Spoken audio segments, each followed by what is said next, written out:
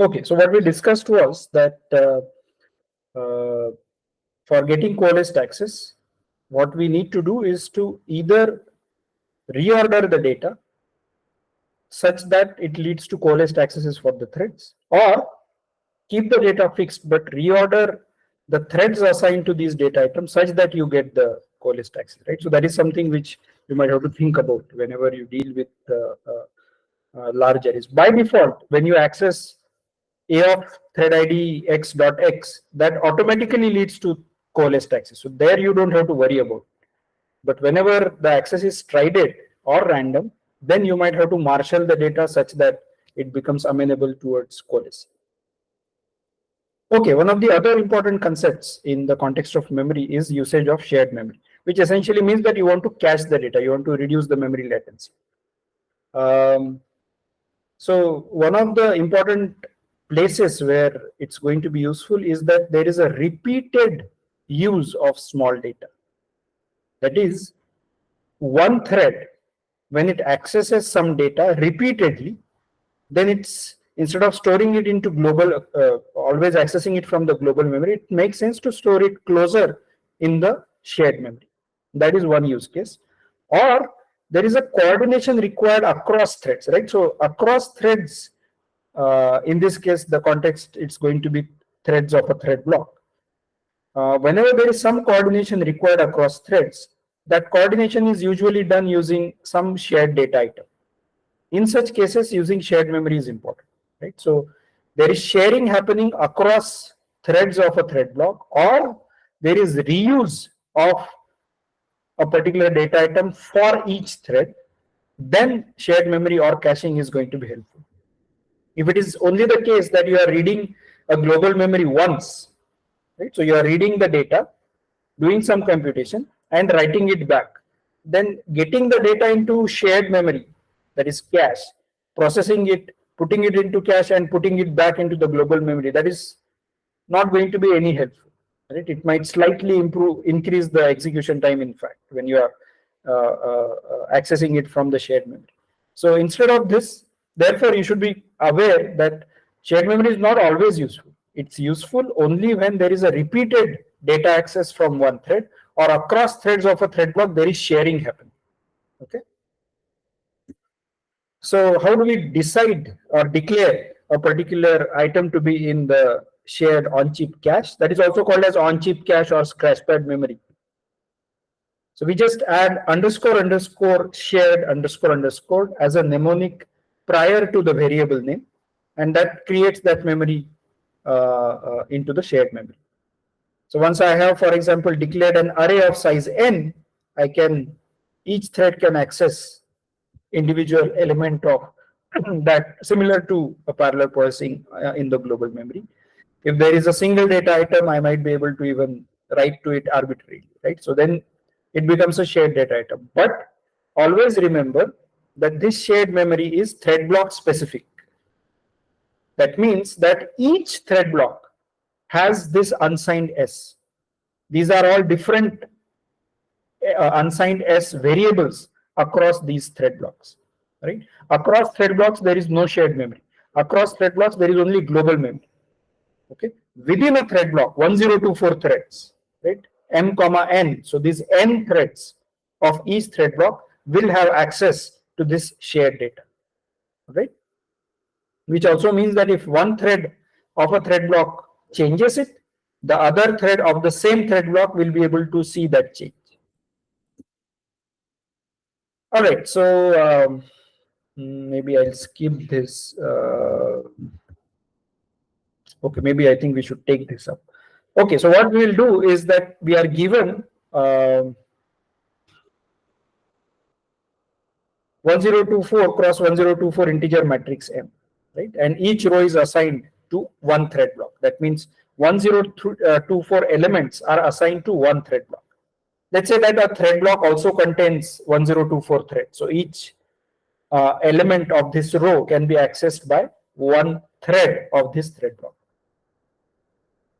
Now, what each thread does is that it changes M of ij, right? The element that it is operating on, where I is the row number, and that is also the thread block number. because each row is assigned to a thread block. It changes it to m of ij plus m of ij plus 1, right, whenever possible, which means that the last row, sorry, last column they won't be able to do, but all the 1023 threads will be able to do for each row, right? And we would like to exploit shared memory. So how to do this, I would like you to think about. Meanwhile, I'll take Sandeep's question. Here, I think there would be no change if we remove the if statement. Okay, I think you're talking about this code. Yes, you are right. Even if we remove the if statement, the output is going to be the same, except that multiple threads are going to write the same value to this shared variable. That is correct.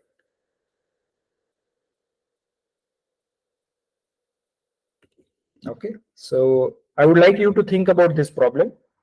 How will you exploit shared memory? And then suggest, and then we'll discuss.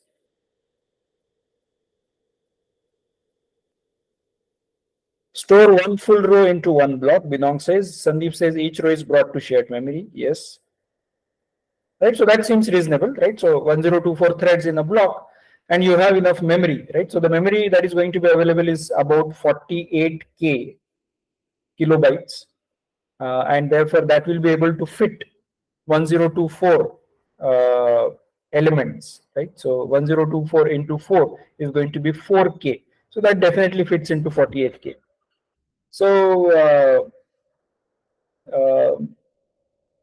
right, so we can bring all that data into shared memory, and each thread block is independent with respect to shared memory. So each row is getting copied into different shared memories of different thread blocks. So that part seems to be fine.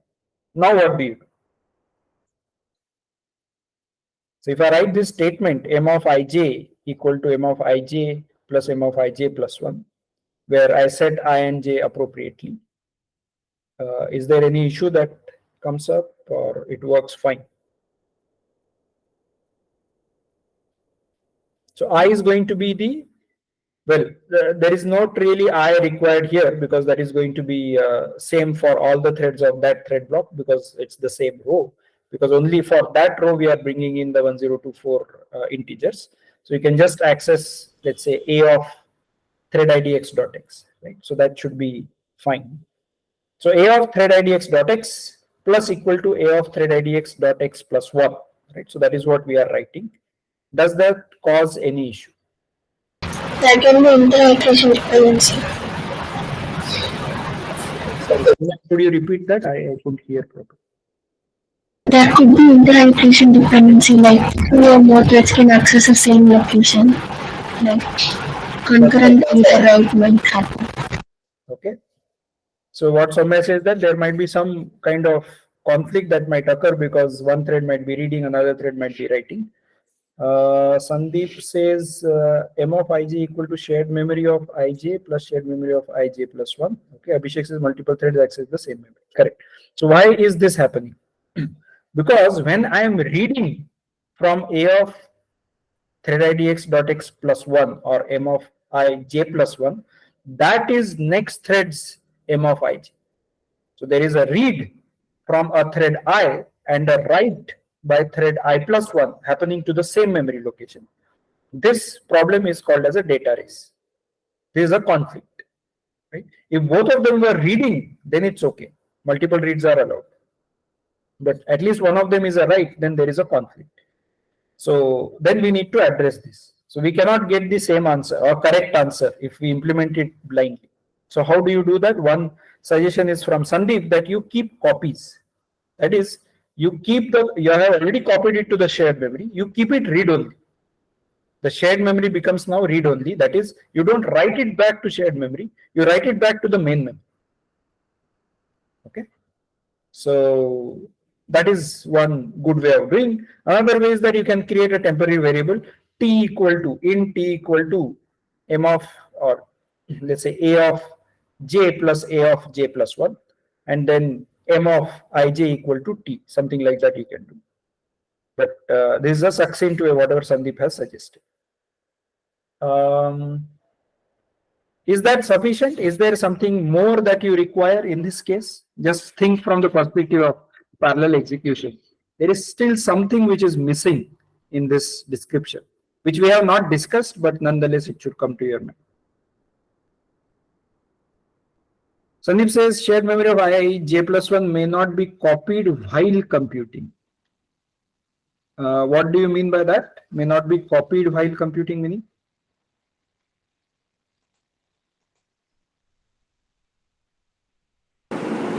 So the copying into shared memory, suppose we are at I and j, thread I j, and we are doing the operation mij is equal to shared memory ij and ij plus 1.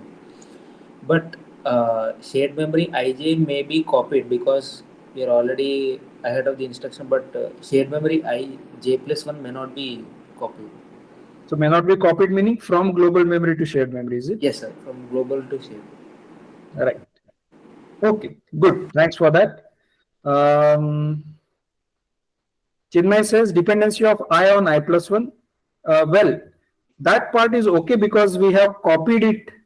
So we were assuming so far that shared memory is already populated.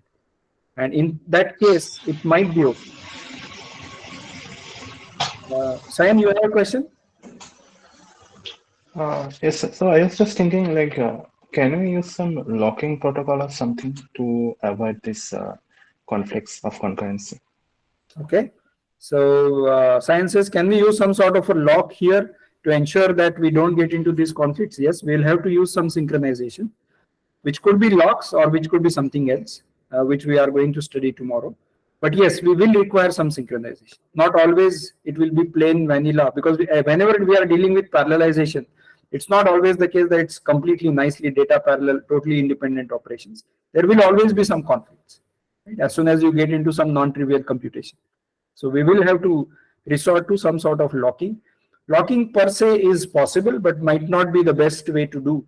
But nonetheless, we will have to require some sort of synchronization. Binong says, wait for all threads of the block to finish copying, right? So that is also what Sandeep was suggesting. So let's understand this, right? So there are two steps happening in this, right? One thing is copying from global memory to shared memory. There is addition happening in the shared memory and then copying it back from shared memory to the global memory, that computation, that addition. Now, when we have these statements written, right, as part of the kernel, you can write these, let's say 2 or 3 statements, but it is not guaranteed that copying of global to shared is over before you start accessing the shared memory. That is guaranteed only for the current thread. So if the current thread is copying shared memory of J, right, the current thread J is copying shared memory, global memory of M of ij to the shared memory of J, right? So that copying can happen. But now when it is computing that shared memory of, M of ij equal to shared memory of J plus shared memory of J plus 1, then J is guaranteed to be there in shared memory, but J plus 1 is not guaranteed to be in shared memory. Right? So that is a bit of a problem. And can it happen? Yes, it can happen. In fact, if you run the program a few times, you might encounter that this does happen. So what we have to ensure is that the copying from global to shared is over for all the threads. At least for the next thread is what we want, but it is easier to implement it for all the threads. And then the addition begins. Right? Adding and copying it back to global memory can happen in parallel. That part is okay. I mean, the plus and the second equal to, that can happen in parallel. That part is okay. But the initial copying from global to shared and then reading that shared memory, that these two operations have a dependence. This dependence need to be separated by something called as a synchronization point, called as a barrier, which also we will study tomorrow. Okay, so let's come back to our discussion here. This particular processing that we did for matrix computation, where each thread was assigned one particular element and then it was reading its own value as well as a neighboring value and computing the value. This is in general called as a stencil computation. Okay. In this case, it was dependent on only the current value and one next value. But in general, if you think about a matrix, you might have, let's say, 8 neighbors and itself. So the new value might be computed based on its neighbors. In fact, that is what you will use when you are using some sort of a filter, let's say convolution filter in certain imaging applications or even some neural network processing. So you have an image, right, which is a large matrix, and then you have a filter, which might be a smaller one. Let's say you want to blur it, that particular portion. So this stencil or this particular filter, you move in the image and go on blurring different parts of the image, right? And for blurring, you might want to ensure that some of the surrounding elements are also taken into consideration so that it becomes rather smooth rather than abrupt, right? So this particular portion, or even in the context of computational geometry, when you are dealing with, let's say, triangulated mesh, you might want to talk about a triangle as a data point, and then it has some surrounding, which is called as the neighborhood. And using the triangle and the neighborhood, you might retriangulate that neighborhood such that certain quality criteria are met. Right? So all of this can be nicely implemented using some sort of a stencil-like computation. So which can be generalized. It can also be generalized to 3D, for example. Sir, in the previous example, do we need to explicitly copy to shared memory because the coalescer or whatever the hardware part, it will bring those chunks of like whatever chunks the hardware can accommodate to towards the threads or closer to the threads so that they can operate, right? But why do you have to explicitly copy? I mean, well, so okay, so let's say that we don't copy it to shared memory. Right. So what is going to happen, that the global memory we are going to access, and we are just going to say m of ij plus equal to m of ij plus 1, which is going to happen in this manner, that the global memory is going to get cached at appropriate places. That is going to be managed by the hardware. Right. There is no programmer element involved, and then that is going to be returned back. So it's going to be updated into the cache and then or into the register and returned back to the global memory. So that way it will work out fine. This was more like for us to exploit the shared memory, that if as a programmer I know the access pattern, right, and I don't want to I mean, in this case it's not going to make much of a difference whether hardware handles it or you handle it. The important part will come into picture when you want to cache only a certain data, right? You don't want to cache everything.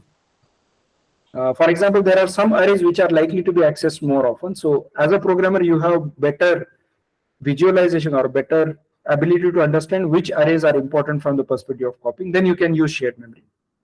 Alternatively, the sharing across different threads might not always be feasibly implemented by the compiler analysis as well as the runtime, in the sense that the access pattern can be arbitrarily complex. And in such cases, only, I mean, as a programmer, you know how the access pattern is because you have that better visualization of the application. But a compiler or a runtime might not be able to figure this out, in which case the programmer needs to support. In this particular example, you are right that even if you allow the hardware to take care of it, it is still going to give you almost the similar performance. yes, sir. That's what I want. Sure. Any other questions here? If hardware is trying to do, then we don't need explicit synchronization, right? That is correct. You are right. So if hardware is taking care of it, then we don't have to put the explicit synchronization with respect to handling. Hold on. You don't require synchronization with respect to a barrier, but you will still require synchronization when you want to write m of ij. So I'll just write this here. That will probably make it concrete. In the sense that it will be a miss and it will get the next chunk. So no. So that part is okay. If it's a miss and it needs to fetch that, that is okay. But if I have this instruction and that is executing in parallel, there is still a conflict in the global memory. So that requires synchronization. Okay. This is okay, no? Yeah, I understood. Yeah. Anybody else has any concerns, any suggestions on this? So the barrier part that we were talking about, that will not be required when we do not use shared memory. We just have this in the global memory. But this is unsafe. That is, this does have a conflict. So we'll have to still take care of it using some sort of locking or atomic instruction. So you mean you have to be proactive because maybe since it's mapping to same address, there is a possibility that there is a race on that. That is correct. Yes. Okay, thank you. Of course, alternatively, one can also do, for example, I'm just trying to think about it this way now. Let me see.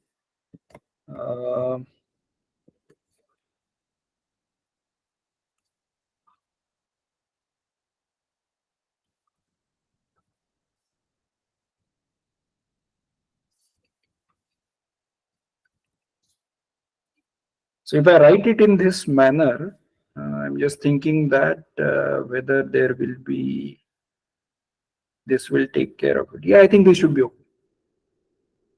Right. So another way to do it without using shared memory is that you create a temporary and store the value that you want to read from the neighbor.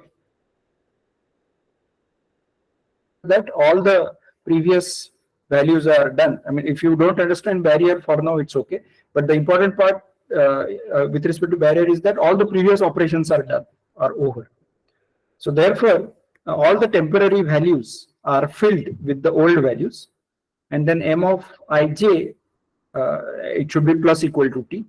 That is going to get returned to, and the operation after the barrier is all independent. There is no a conflict with respect to the neighbor. So this is another way in which this can be done without using shared memory. Sandeep says if Get the approach. Yeah, What sure. exactly? Sorry, I did not get the approach. What you said. I mean, the second approach. So Abhishek, I'm saying that we could. I mean, so the initial instruction that we used without shared memory, m of ij plus equal to m of ij plus 1, that has a conflict, and therefore we will not get the correct answer. So one way to get correct answer without using shared memory is to store it in a temporary, have a barrier, and then do a mij plus equal to t, the temporary. Okay. That should be okay. Okay, thanks. Okay, thanks. Sure. Sandeep says if row size is 32, then we don't need any barrier, I guess. That is correct. Global memory is doubled. You mean the amount of global memory required? No, sir. In the thing which you told that t is equals to mi. Oh, I see. Yes. So the amount of memory required gets doubled. That is correct. You're right. No, I'm saying previously we discussed about the shared memory, right? So here the global fetches has increased. Previously we were having shared. I think the performance wise it would be better.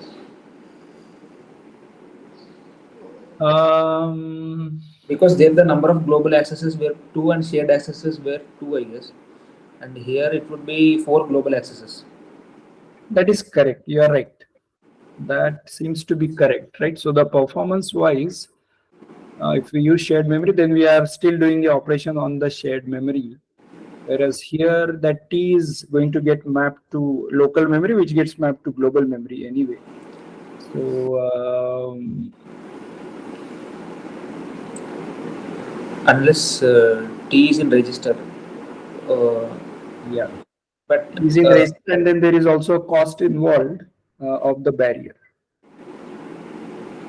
Oh, but barrier is required there also. Yes, sir. Yeah. Okay. Yeah. I agree with that assessment. Thanks. Sir, I got confused with the word volatile. So if we use the word volatile, is it that it will be in the register, or it is a misconception? No, we might have to discuss about volatile tomorrow, but briefly I'll mention that volatile is required in the presence of caches. That is, you don't want these caching optimizations to be done. Then you mark something as volatile so that the access goes all the way to the DRAM, or at least to the shared L2. Right? So that is required because there is some coordination required across threads. So one thread wants to make an update and the other thread wants to read it, to ensure that they are not reading from their local caches or writing to local cache and reading from local cache. That is not going to create the communication link. So you need to ensure that you always write to the DRAM and or at least L2 and then fetch from L2 or DRAM. To ensure that, we need to specify something as volatile. Rishikesh says, does DAISY allocation happen while copying from global memory to shared memory? No, it doesn't. In fact, there is no allocation happening as such. As soon as we declare the shared memory, the allocation is done. But can lazy copying happen? No, that also doesn't happen. That could be some optimization which might be implemented, but currently it doesn't happen. All right. So let's look at one example. So we have a shared variable S. Okay. The block size is 1024. I am invoking with a single block size of 1024. And there are some statements which different threads of that thread block are going to execute. There is some initialization to 0, then plus equal to 1, plus equal to 2, and then thread 0 prints it. I would like you to tell me what are the possible outputs of this code. Meanwhile, I'll take Shomik's question. How come if we mark 0 shared memory while kernel invocation, it still allows us to allocate it shared memory inside the kernel? Then what is the need of shared memory size in kernel invocation? So Shomik is a little ahead of us. See, this is the one that you are talking about is a dynamic shared memory where you might not know the size of the, so as Sandeep is suggesting. You might not know the size of the shared memory, or it is problem dependent. At runtime, you need to find out. At that time, we need to specify it as part of the kernel invocation. Otherwise, you can always have this static shared memory, irrespective of whether you mention it in the kernel invocation or not. Yeah, Sandeep, go ahead.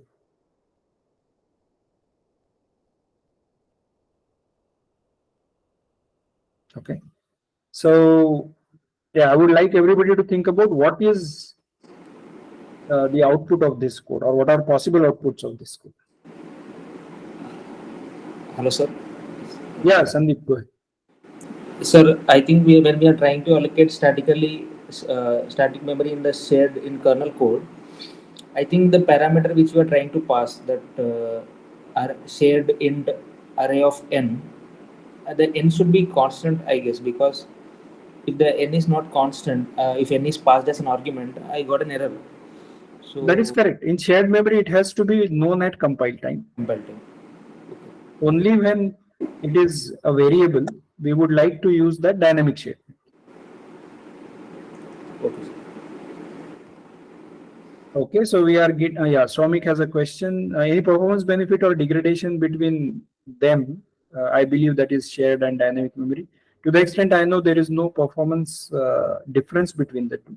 It's just what you say, programmatic luxury that is given to us whenever there is input dependent shared memory required.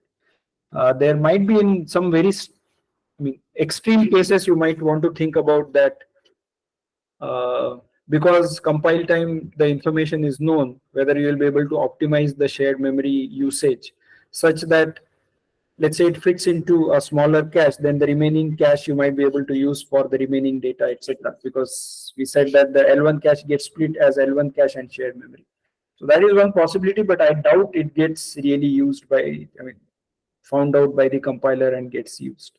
So there is a possibility, but yeah, unlikely that it will have any performance difference. Okay, so we have some answers. Abhishek says 3, Aditya says 3, Prabhuraj says 3, Mitesh says 0, 1, 2, 3, Vipin says 0, 1, 2, 3, and any garbage value. Shikhar says 0, 1, 3, Sayan says 0, 1, 2, 3, Soumya says 0, 1, 3, Darpan says 0, 1, 2, 3. Okay, interesting. Sandeep says 1, 2, 3. Abhishek says 1 star. 1 star meaning 1 or above. I think just one. I mean, I had previously mentioned 3. Oh, okay, okay. Oh, I see, I see. Or yeah, I think it can.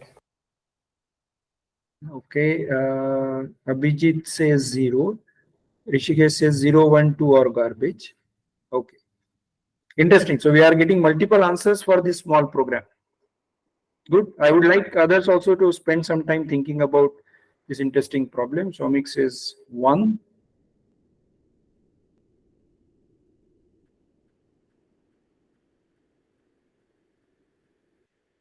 Binong says 0, 1, 2, 3 garbage.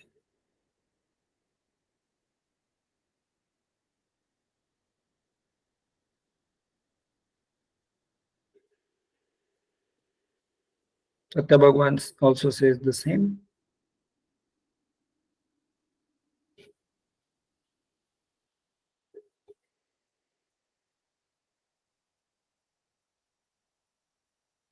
Okay.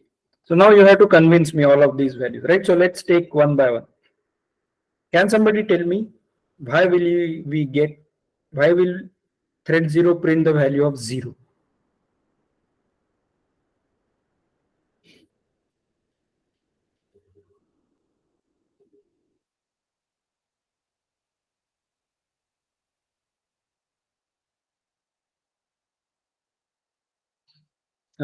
If the thread ID 0 is the first to complete, okay.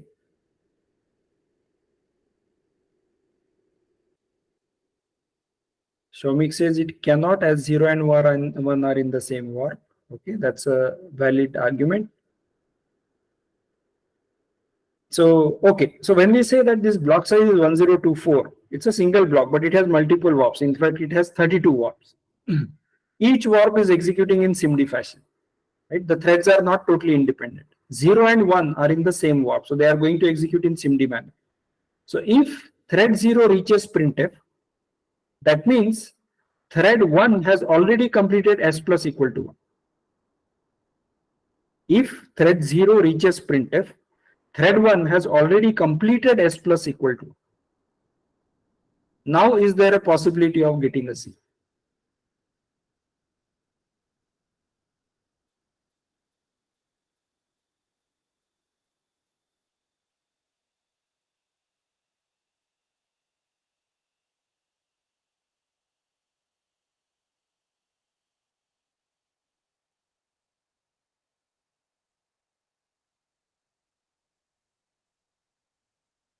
इतना सन्नाटा क्यों है भाई? Okay, so I hope this point is coming across, right? So we have thread 0 and thread 1 are going to execute in single instruction multiple data format, that is lockstep manner. So both the threads are going to check this condition, thread idx dot x equals 0 or not, right? This first condition. Both the threads 0, 1, 2, 3, all the way up to 31. Thread 0 is going to satisfy to true and all other threads satisfied to 0, and therefore thread 0 executes this statement. They all the 32 threads need to meet at the next instruction. So s equal to 0 gets over before any thread of that warp starts checking this condition.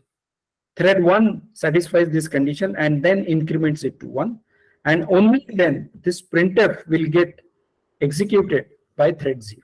So there is a sequential ordering between s equal to 0, s plus equal to 1 and the printf. As far as 100th thread is concerned, that warp is a separate warp, and therefore we cannot say that there is dependence of s equal to 0 on s plus equal to 2. It can happen in parallel at arbitrary time. Right? So therefore, now is there any possibility of getting a 0? Please let me know.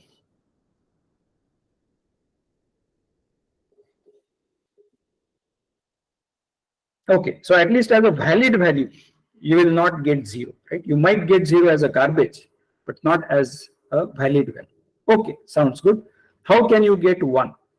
That seems reasonable. If this particular sequence happens, s equal to 0, s plus equal to 1 happens, and then the printing happens. Before even that other warp is executing or not, then thread 0 can still print 1. So that seems to be okay. Now you have to tell me how 2 is possible.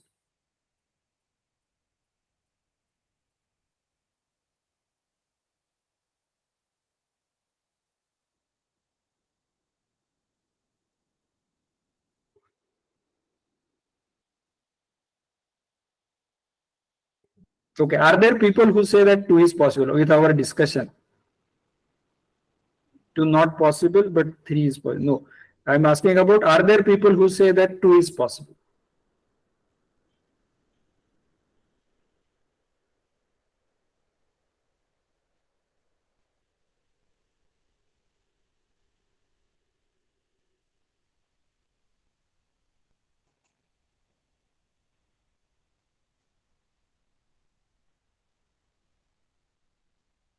Okay, so that's a good question, Rishikesh. Do WAPs get descheduled mid-execution?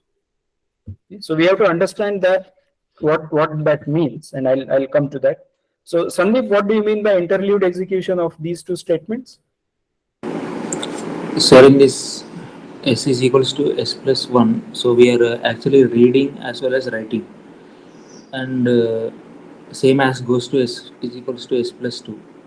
So this read write maybe like the two reads may be happening first, and the write of the s plus equal to 1 may be happening first, may be happening before the write of s plus equals to 2. That will result in 2. Very good. So that kind of answers Rishikesh's question that no, it's not that WAPs get descheduled in between, but it's possible that the instructions that we see at the program level are not the same at the assembly level or at the execution level, right? So the instructions that get executed might be many more for a single, let's say in this case, plus equal to operation, right? So s plus equal to 1, as Sandeep was saying, will get split into, I am going to read the value of s. So there is a load into a register. I increment that register by 1, and then this incremented value in the register is going to get stored back into s. So there are actually 3 instructions happening instead of that s plus equal to 1. So s plus equal to 1 is not an atomic operation, right? It's a sequence of atomic operations, and therefore there is a possibility of getting a value 2. And now you have to think about how can you get 2. Sandeep, go ahead. Sir, what is descheduling? Or, Descheduling meaning that some instruction is getting scheduled and then it is taken off execution, right, in between, and then some other instruction, some other warp is taken for execution. so the wrap can be scheduled in time multiplexed manner, right? That is So correct. So that is possible. So it's not that it's not possible, that warps do get scheduled and descheduled all the time, but not mid execution, in the sense that the effect of a particular instruction are available fully or uh, uh, none at all, right? When you execute that assembly instruction. Right? So for example, yeah, is there a good example of that? So for example, let's say that I am writing to, let's say writing some bit pattern to an integer, right? So x equal to 0, maybe x equal to 10. Now there are 4 bytes being written as part of this instruction. So it will never happen that you will be able to see 2 bytes written and 2 bytes from the old value. That will not happen. Either you will see the previous value or you will see the new value, which is 10. Right? So this mid execution is not going to happen for these instructions. But it's definitely possible that one warp executes one instruction, then another warp is taken for execution, and then it executes its own instruction. That all is possible. Okay. So how is 2 possible? Right? Anybody other than Sandeep want to answer?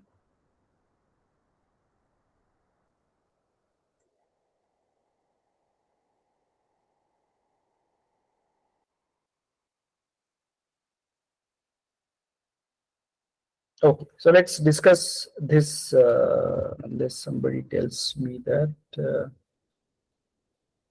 Okay, Rishikesh said first warp writes 0, gets taken up, another warp comes in. Good. And then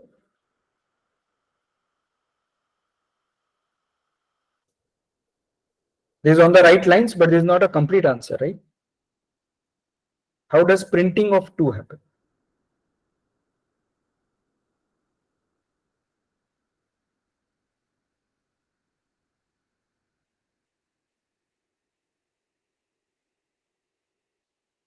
Okay, and then what will happen?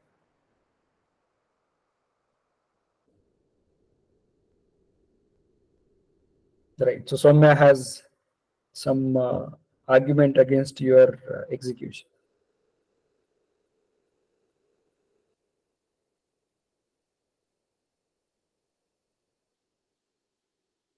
Vipin says, can instruction within a warp be reordered in a GPU? Typically, that doesn't happen. Typically, these are in order cores, simple cores. So at least its effect, the commit will still happen in order. The instructions can get reordered as far as execution is concerned, but the commit still happens out of in order. Sir, Yeah. can we think of one warp as in GPU means like traditional one thread, because everything is happening in lockstep in GPU. So You if that can is, think about it that way. Yes. One. then that is there is a race on yes, right? Then Why is that? because different threads are reading and writing same memory location. That is here. correct.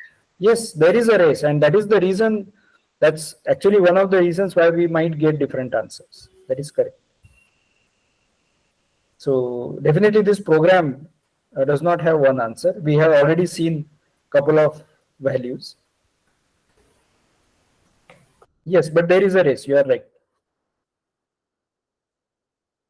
Okay, so Rishikesh has a modified answer. So first warp writes 0, second warp reads 0, adds 2 to it, but does not write it yet. In between, the first warp adds 1, writes it, and then the second warp writes 2, right? This is the precise answer. Right, so warp 0 executing s equal to s, warp 3 executing s equal to s plus 2 is a race. Yes, yes. So whenever there is a read and write from different threads, there is a race. That is for sure. So yeah, which might have to be protected if you want a specific answer. But yes, so what Rishikesh has given is the actual sequence which can give you the value 2. Right, so I'll repeat that. S equal to 0 happens by the first warp. Then S plus equal to 2 is split into 3 instructions. There is a load, then there is plus, and then there is a store. So this load is over. So it has already read the value 0. Right? And now you come back, the processing comes back to the first warp, which increments it to 1. This particular 100th thread has read the value 0, and now it is thread 1 is writing the value 1. Since it has read the value 0, it's going to increment it using the value 0. So it increments it to 2.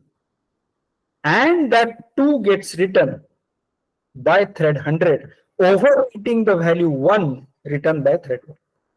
That can give you the value. Okay. So I hope you are able to see that, and in case there is confusion, feel free to ask. This is again an important point, synchronization, and it will become more interesting tomorrow. But okay, so 2 value 0 we said is not possible. 1 is possible. 2 is possible. 3 is definitely possible. Right? How can you get garbage? Can somebody tell me that?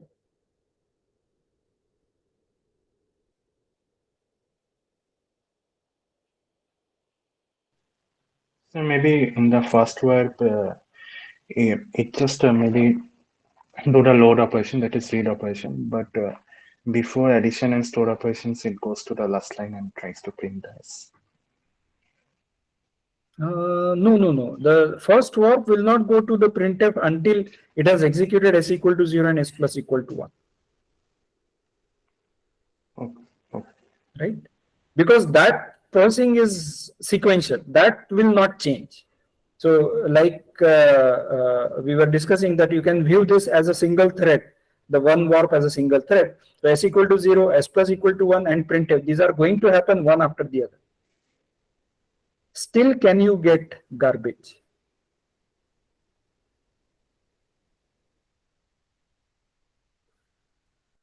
Shikhar says when warp with 100 thread 100 executes completely before threads.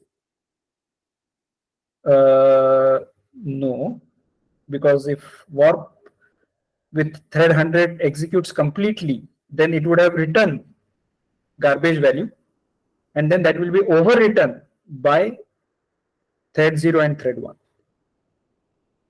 Rishikesh's second warp runs and reads as 2, doesn't write yet, right? So that is important. Shamurthy says thread 100 might read S before thread X has written 0. Correct. We know say warp 2 reads S before warp 0. Another warp overwrites S equal to 0 by warp 0. Yeah. Another warp overwrites S equal to 0 by warp 0. Yes. Right. So all of these are correct answers. Right. So thread 100, I'll explain that. Thread 100 has these 3 instructions. Reads first, right? So thread 0 has not started execution at all. So thread 100 is the first one to execute, or the warp containing thread 100. That reads the value. What is the value? That is going to be garbage, right? When we declare it as a shared memory according to the C semantics. So that reads, but it does not write yet. Now thread, warp 0 reads and it writes 1, and before it prints, now the thread 100 writes the value garbage plus 2, and then thread 0 prints it. In that case, you can get the garbage. Okay, so good. So that seems to be interesting. Although all these answers are possible, that is not always the case that you will get all these values when you try to run this program. In fact, if you run this program more often than not, you are going to get the value 3. Right? So in fact, when I tried running this program, I got the value 3. So I tried to run it in a loop or with multiple thread blocks, and I still got the value 3. When I ran it a few number of times, at that time, I started seeing some difference. So although I never saw the value 2 at any point in time, or even garbage value. Right? So Garbage means 0, right, sir? No. I'm saying garbage could be an arbitrary bit pattern initially. So according to C semantics, we say that a local variable can have an arbitrary value. Okay. So shared memory doesn't have any initialized values. Right. So it doesn't say anything. I mean, the documentation doesn't say that it gets initialized to 0. So we won't be able to assume that. Although at runtime, whenever I tried it, it seems like it gets initialized to 0. But I don't know if we can rely on it, since there is no documentation. Okay. Yeah. So like this, you might have to run it a few number of times before getting there. Okay, so one of the ways to ensure that we get exactly the output that we want, we can have a barrier across all the threads. This barrier means that all the instructions before that are over before any thread starts executing the next instruction. So barrier is a program point where all the previous instructions effects are over before any thread starts executing the next instruction. Okay, so think about it this way, that we all are in different cities, right? And we want to, let's say, go to maybe Europe, right, for some holiday break, let's say, to enjoy GPU programming classes being over, right? So what we decide is that we all meet from wherever we are at Delhi, and from Delhi we take a single flight to Europe. Right? So then Delhi becomes a barrier in the sense that all of us are going to meet there, and none of us is going to go ahead without everybody meeting there, right? So that becomes a barrier. So the function to invoke that is called as __ sync threads, which creates a barrier across all the 1024 threads of a block, or whatever be the number of threads in that block. Okay. If we put these barriers, then we get a deterministic answer, a fixed answer, which is going to be what?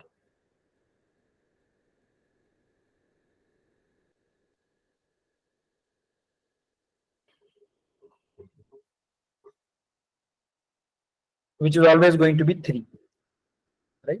So to get that 3 deterministic answer, right, as Abhishek says, if we add this barrier, then we are going to get a unique answer, irrespective of in which order the warps execute. Because without both thread 0, I mean the warp containing thread 0 and the warp containing thread 100, both of them need to finish the first instruction, that is s equal to 0. Both of them need to finish s plus equal to 1. Both of them need to finish s plus equal to 2.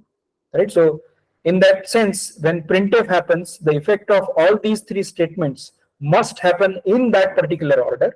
Then only we will be able to see the value printf, and therefore that is always going to be 3. Varun says, is garbage possible? You tell me, do you see any execution where the garbage is going to be seen? Like first the warp 0 writes s to 0, but then another warp like initializes s from shared unsigned s, and after all the sync it is left with the garbage value and then it takes forward. No. So there is no initialization happening by other threads.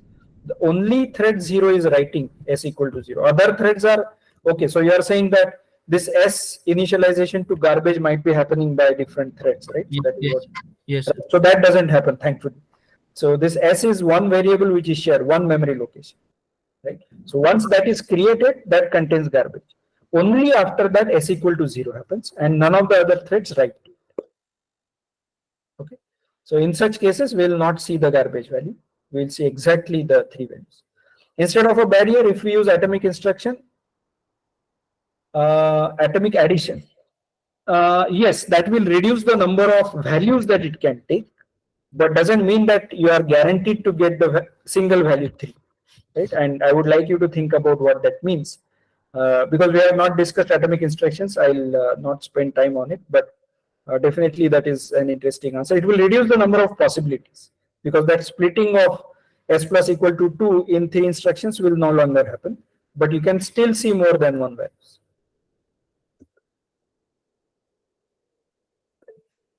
Yeah, Binong, go ahead. Sir, if we use atomic instructions, we can remove the middle sync threads and it will give the 3 answer, right? I guess. If we remove this particular sync threads And we use atomic instructions. for s plus equal to 1 and s plus equal to 2, then you will always see 3 as the answer, is what you are saying. Yes.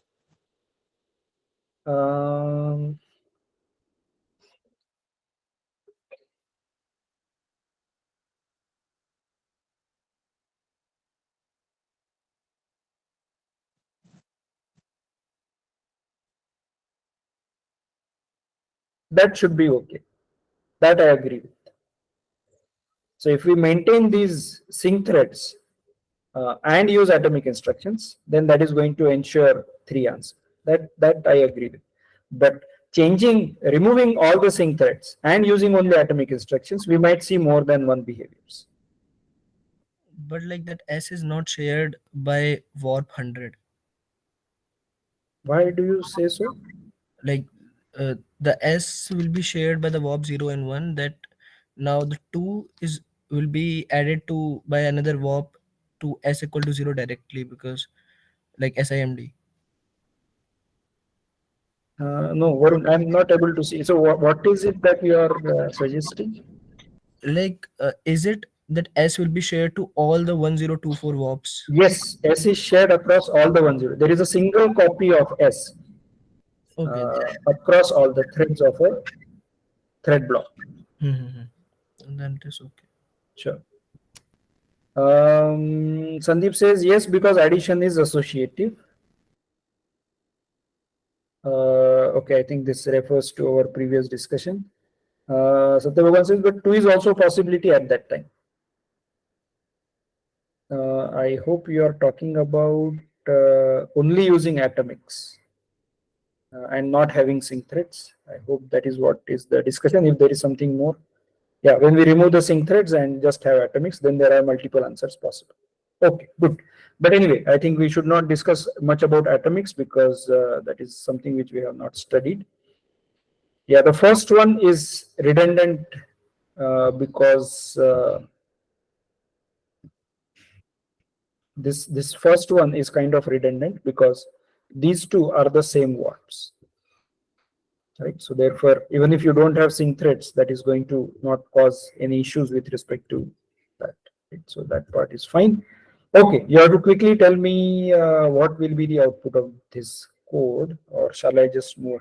Maybe I'll move ahead. You can look at this program maybe offline. Right? So this is just to understand some aspects of shared memory, which I'll skip.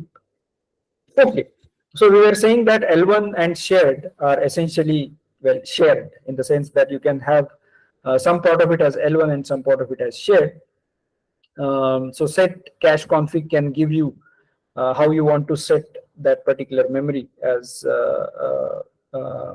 in which proportion you want to have L1 and share. Right. So this parameter essentially dictates that. So you can say CUDA func cache prefer none, which means that whatever is the default that gets done. Then prefer L1 will give 48 KB to L1 and only 16 KB for your scratchpad shared memory.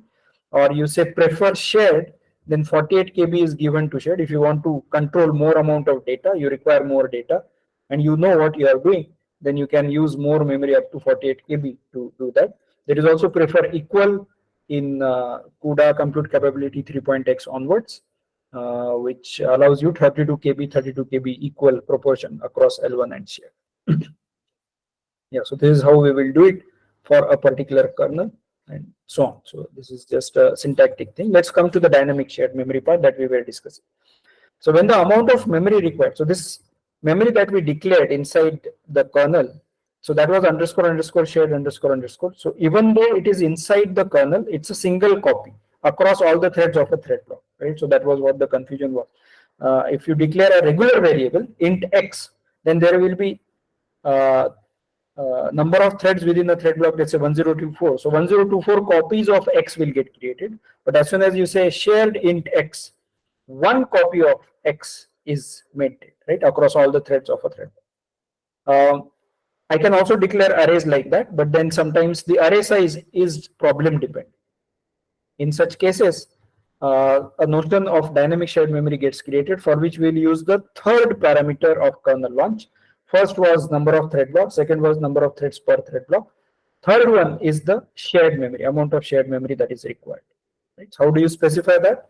Well, number of thread blocks, number of threads within a thread block, and then the third parameter is number of bytes required for the shared memory, which is in this case input dependent. So I can just declare that here.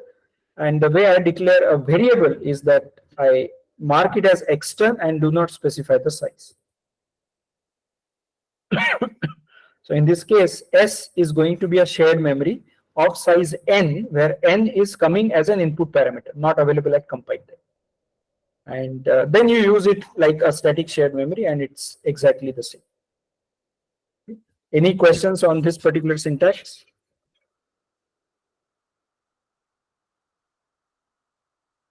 Okay. So one question that comes up is that what if I have multiple arrays, right? So in such cases, you have to use some typecasting to ensure that we are doing that. For example, I might have the total amount of memory that I might require. I mean, there are two arrays essentially, S1 and S2, but their total memory I decide before allocating. So whatever is the total memory required, I allocate that and let these pointers point to different memory locations, right? So the first, let's say, half is being pointed to by S1, and the second half is being pointed to by S2. So in this case, N1 is the size by 2 parameter, right? So the first half you want as size by 2, and another array you want as size by 2. So you allocate together by combining the total memory requirement, and then start using S1 and S2 as we do. So message, what will happen if we do not specify the extern keyword? in that case, it will assume it to be a a static shared variable, and since we have not specified the length of the array, it will give an error. It's similar to having int x of empty arrays, and that is not allowed in C. So that is precisely the compile time error that we had. Okay, any other questions so far? Okay, so there is one important last piece that is remaining here. We'll have to skip the texture and constant cache, but bank conflicts is something which is also related to performance, and I thought that I'll mention this. So the shared memory that we use, so bank conflicts is related to shared memory. Shared memory is divided into chunks. These chunks are called as banks. Okay, so when different threads, and since we are talking about shared memory, we are talking about threads of a thread block. When different threads of a thread block access the same bank, then their accesses get sequentialized. Okay, with one exception, which I'll also mention. But this means that threads should be accessing different banks, okay, at the same time. Now, at the same time meaning, what is important is a warp access, because we are talking about SIMD processing. So the 32 threads of a warp, since they execute the instruction at the same time, and they might be operating on data which can be in shared memory, if the consecutive elements are in different banks, then there is no bank conflict, right? Because I'm for coalesced access, if I'm accessing a of I plus 1, a of I plus 2, like that, then they are not, if they are in different banks, then there is no bank conflict. If they are in the same bank, then there is going to be a conflict. So by default, the consecutive words are stored in different banks by the CUDA hardware, and that ensures that there are no conflicts for coalesced accesses. Right? So the consecutive words get stored in adjacent banks, and which is quite useful for the coalesced accesses. One exception that I was mentioning is that multiple threads of a warp are accessing the same word. So they are accessing the same word, which is anyway going to be in one bank. Then, because it's the same word, it gets retrieved. But if it is two different words or more than one words which get accessed from the same bank, then there is a bank conflict. Right? So, for example, if I have such an access pattern where s of thread idx dot x equal to something, right? Will this lead to a bank conflict or not? Right? So this should not, as the name of the function dictates. There is no bank conflict because thread 0 accesses s of 0, thread 1 accesses s of 1, thread 2 accesses s of 2, and so on, which are all consecutively stored. Consecutive words are stored in different banks. Therefore, there is no bank conflict. But if I access 32 into thread idx.x, then thread 0,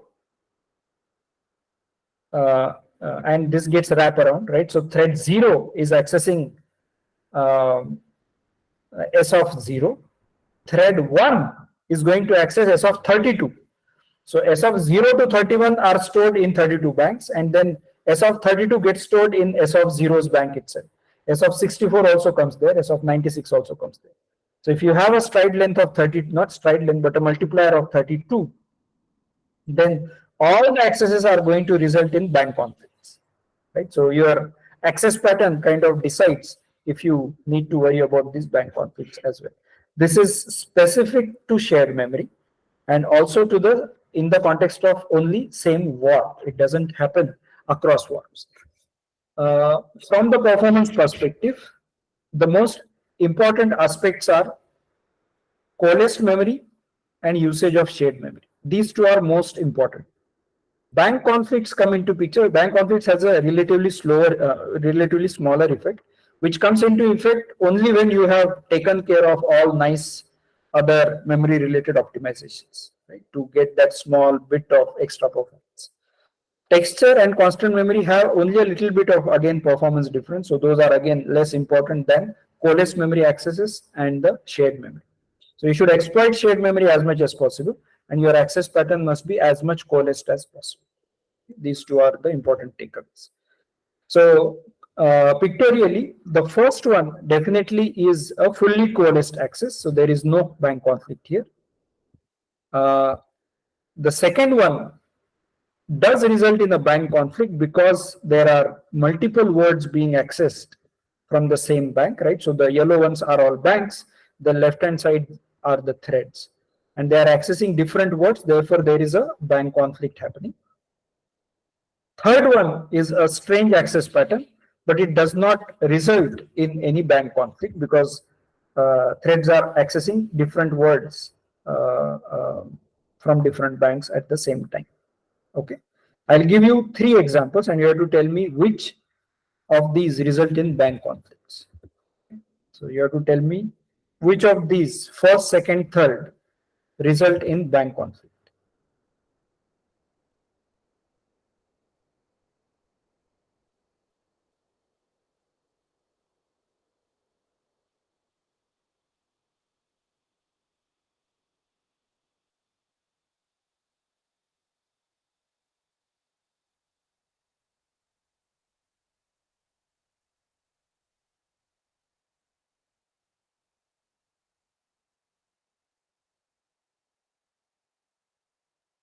Anyone? Okay. Chinmay says none of them result in bank conflict. Binong says second and third one result in bank conflict. Sayan also agrees. Satya Bhagwan also agrees. Shikhar also agrees, and Vipin says none. So Vipin and Chinmay are on one side, and the rest of the students are on the other. Bank can hold up to how many words? It can hold up to the shared memory size divided by 32.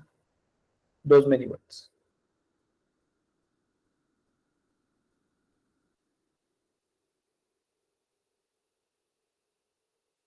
Which could be as large as 64 KB divided by 32, which is going to be around 2K. I mean 2K bytes. Yeah.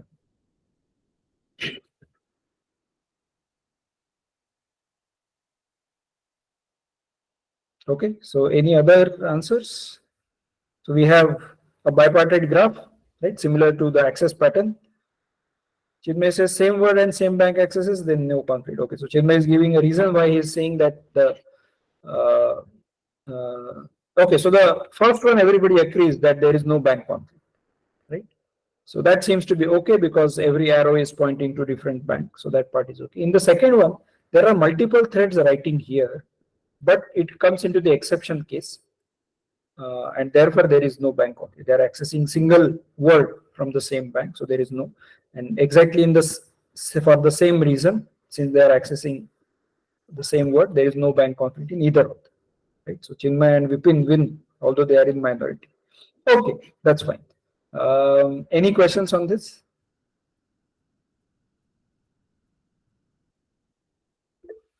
Yes, Sandeep. Sir, uh, if some of the threads want to write to some location and some of them want to read it, so in that case, this exception holds that warp accesses to the same word are not sequence based because there are read and write, right? Because No, no, no, no, no, no, no, no, no, no, no, no. This is related to one particular instruction, not across instructions. okay, okay, sir.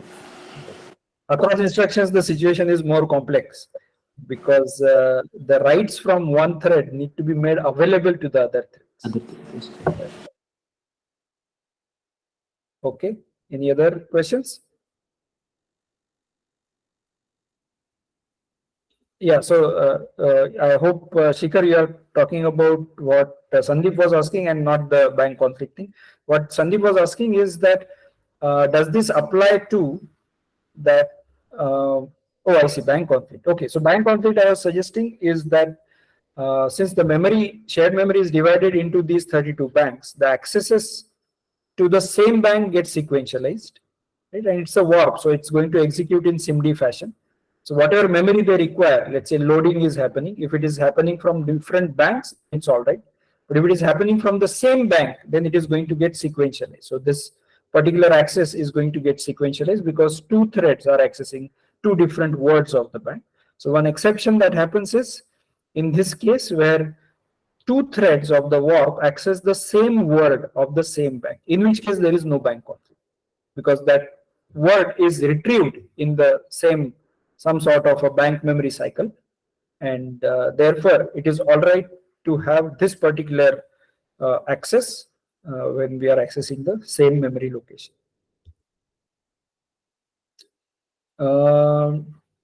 Yeah. Chinmay says, can you explain how the data or banks are fetched by each thread in a warp? It's actually not fetched by each thread.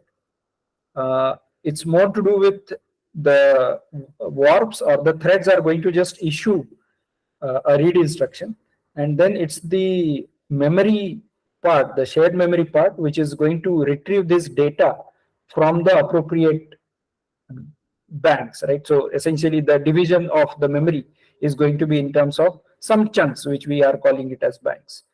So if I understand this hardware part correctly, then there is probably one fetch that is possible at any point in time, right, for one bank, and therefore the accesses need to get sequentialized. When this fetch is going to happen to multiple words, those are going to get sequentialized, but if it is happening to the same word, then obviously that word is sufficient, and therefore that exceptional case exists. Sir, we are speaking bank conflicts for shared memory. That is correct. Right. The point being that if two threads from a warp access the same bank, their access is sequentialized, given that they're accessing different memory within a bank, right? That's right. Right. But won't coalescing help in reducing this bank conflict? So this bank conflict is again also a hardware characteristic, and coalescing is, let me put it this way, that it's not that coalescing is going to help.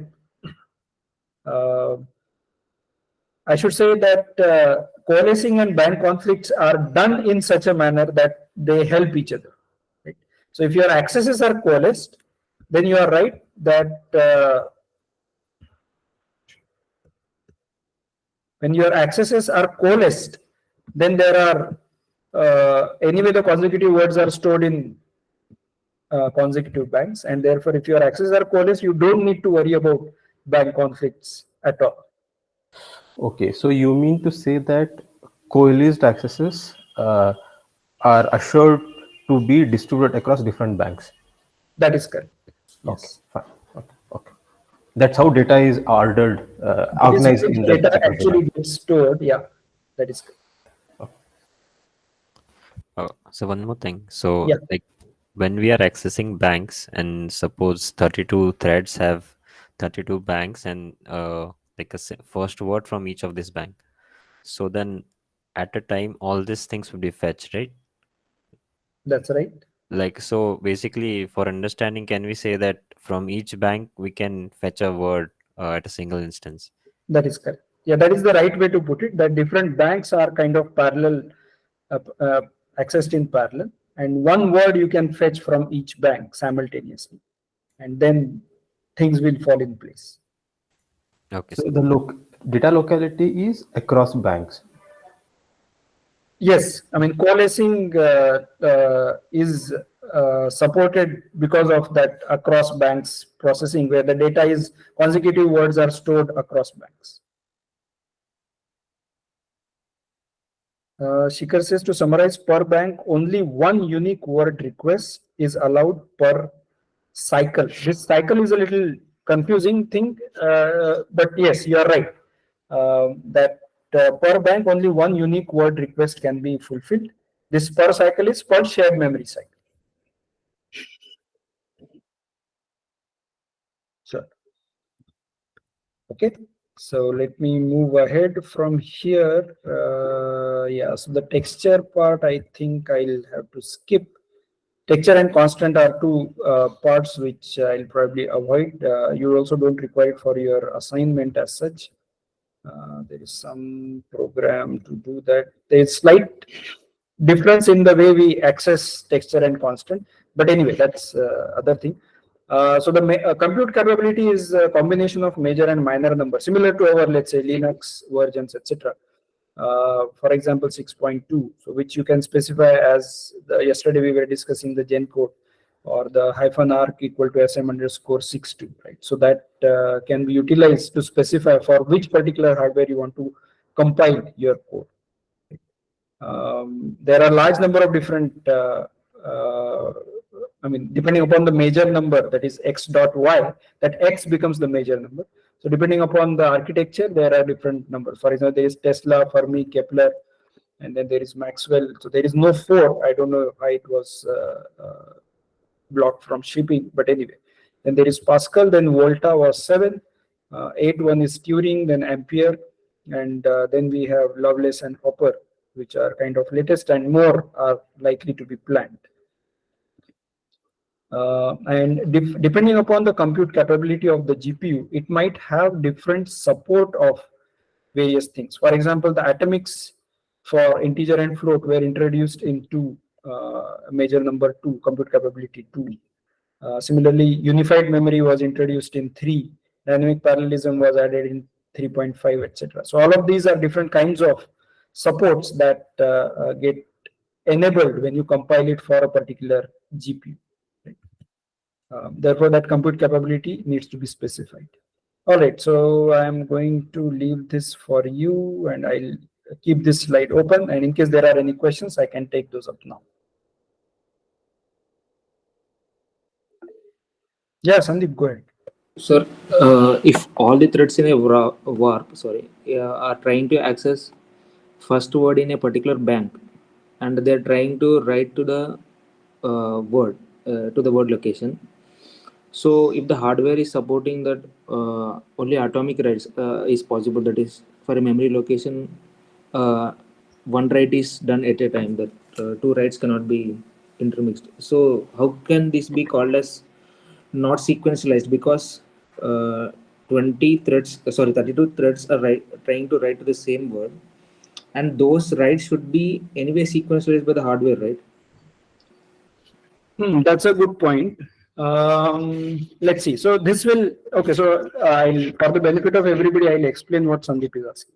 Right? So we said that in one bank, if you are writing, if you are accessing one particular word, then it gets done in, I mean, there is no bank conflict. Right? So this seems to be okay for reading. But when you are writing, and multiple threads might be writing, let's say 32 threads of a warp are writing to the same memory location, whether the value is the same or different doesn't matter, but only one value is going to get written, right? Or at least things will get overwritten. So in such cases, isn't it sequentialized? That is the question that Sandeep is asking.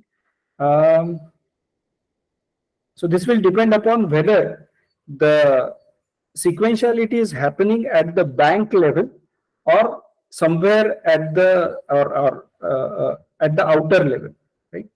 So when it is happening at the bank level, then yes, there will have to be a sequential processing, and multiple writes have to happen one after the other, right, in some order. Whereas if the sequentiality, that is blocking of these write requests, is happening somewhere earlier than reaching the banks, then it's possible that since they are happening to the same address, these might get resolved at a level before it reaches the bank, and then one of them will get written to the particular bank. So that is how I understand it. So what you are saying about the sequentiality at the bank is possible, provided it is actually getting arbitrated at the bank level, which in my opinion is likely to be the case, but I am not sure. Okay? This arbitration happening outside the bank is also a possibility, although I feel that that is less of a possibility. Does that seem reasonable, Sandeep?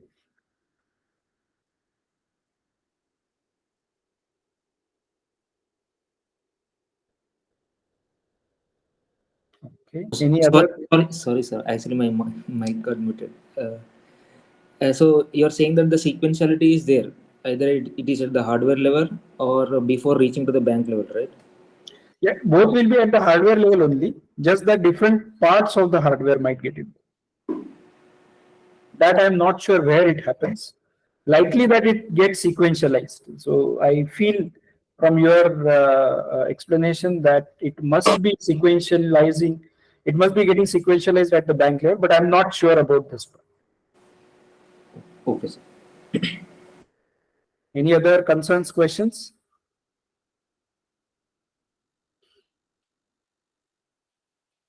All right, so we can stop here.